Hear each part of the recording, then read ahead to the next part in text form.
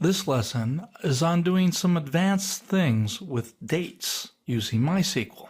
Now the standard date, as I've mentioned before, is in this format. 4-character year, 2-character month, 2-character day, separated by hyphens. If you wanted to see that in a different format, you use something like this. There's a date format function.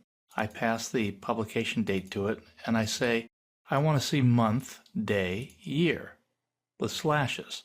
So I'm going to take this statement out, and I'm going to run this actually in PHP MyAdmin. And I'm going to click on the SQL button. Let's actually select the database to be sure I've got the right database. Click the SQL button, and I'm going to paste this in here. So I run this, and it shows me the date format in this different format, month, day, year.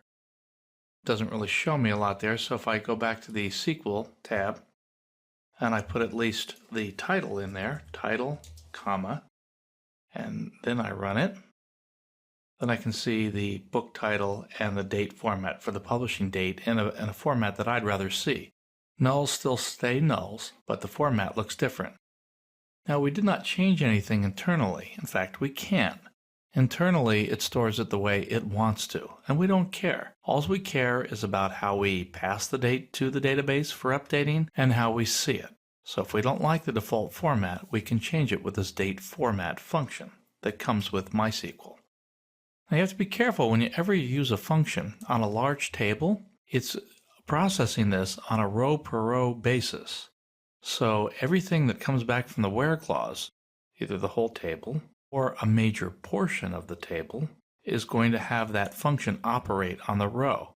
So for a very large result set, that can really slow the return of your database query. Clearly, in a small test database like this one, it's not a problem. Let's go look at another function. I'm going to go back to the MySQL interface I have, and I'm going to say I want to actually add date. There's another function called add date. Say I want to make this publication date be another 31 days out. I have add date to pub date, 31. But I do it as part of an update. I say update the book table, set the pub date to be the add date, add 31.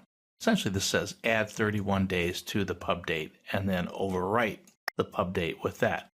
Remember, just like with PHP and just like with basic math, the thing on the right side of the equal sign is the thing that happens first. So let me take this out, and I'm going to run this in here. And I'll put it before the select statement so we can see the results. So this should go up. This should change to July something. Let's try it out. And it does, July 13th, so forth. All these dates have gotten things added to them, 31 days precisely. So it'll figure out when it crosses month, or if it crossed year, or did whatever. It would handle it for you because it knows how to handle dates internally. Now, just to go to a little bit of documentation here, I've alluded to this before, the MySQL reference manual, and that's in the dev.mysql.com area. You can follow it through the documentation and what have you. You can see there's a whole slew of date and time functions. We just did add date and date format, but you can add date that way. You can get a timestamp. You can get the current date from the server.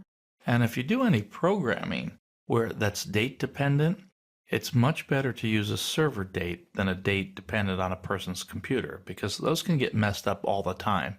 So if anything's critical, you don't want to use JavaScript to get the date off a person's computer. Rather get a consistent date from the server.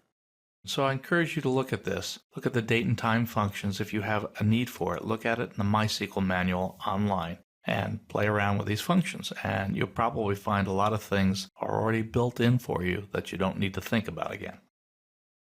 That ends my discussion on advanced date handling.